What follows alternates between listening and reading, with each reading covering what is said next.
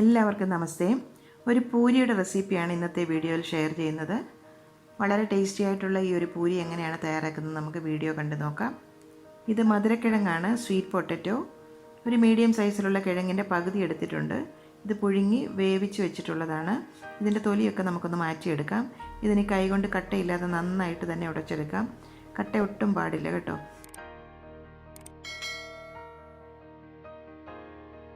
ഇത് 3 കപ്പ് ഗോതമ്പ് പൊടിയാണ്. അതിലോട്ട് ഒരു 3 ടേബിൾ സ്പൂൺ റവ കൂടി ചേർത്ത് കൊടുക്കാം.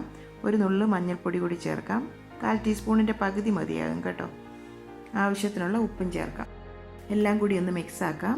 ഇനി ഉടച്ച് വെച്ചിരിക്കുന്ന മധുരക്കിഴങ്ങ് കൂടി ചേർത്ത് കൊടുക്കാം. കൈകൊണ്ട് തന്നെ കുഴച്ചെടുക്കാം. കുറേശ്ശെ വെള്ളം ചേർത്ത് കുഴച്ചെടുക്കണം. ചപ്പാത്തി മാവിലും കുറച്ചും കൂടി മുറുക്കത്തിൽ വേണം മാവിരിക്കാനായിട്ട്.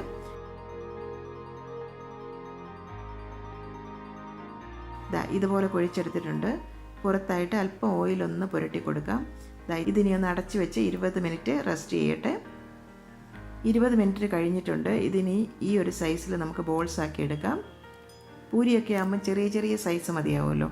എല്ലാം ഉരുട്ടിയെടുത്തിട്ടുണ്ട്. ഇതിനി നമുക്കൊരു പൂരി പ്രസറിൽ വെച്ച് പൂരി പരത്തിയെടുക്കാം. ഓയിലൊന്ന് മുക്കിയ ശേഷം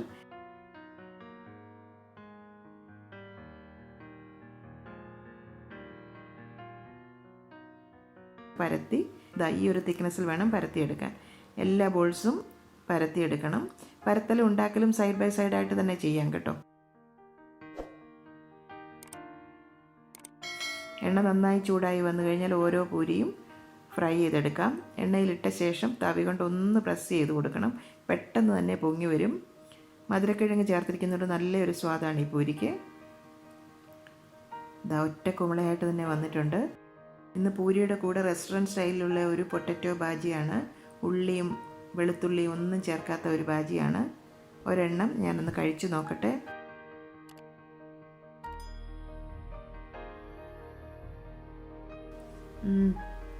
സൂപ്പർ ടേസ്റ്റാണ് കേട്ടോ.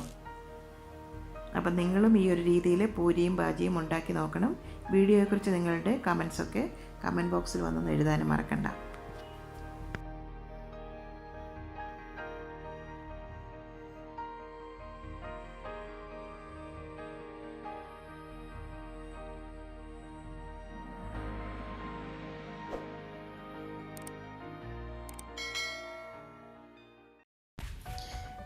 എൻ്റെ അമ്മയുടെ ഇന്നത്തെ ഈ റെസിപ്പി നിങ്ങൾക്ക് ഇഷ്ടമായെങ്കിൽ ഈ വീഡിയോ നിങ്ങൾ തീർച്ചയായും ലൈക്ക് ചെയ്ത് ഷെയർ ചെയ്ത് ഞങ്ങളെ സപ്പോർട്ട് ചെയ്യണം. ഒപ്പം തന്നെ കറി വിത്ത് അമ്മ സബ്സ്ക്രൈബ് ചെയ്യാനും ബെൽ ഐക്കൺ ക്ലിക്ക് ചെയ്യാനും മറക്കരുത്. പെട്ടെന്ന് തന്നെ ഞാനും അമ്മയും മറ്റൊരു റെസിപ്പിയുമായി എത്തും. അതുവരേക്കും നന്ദി. Good bye.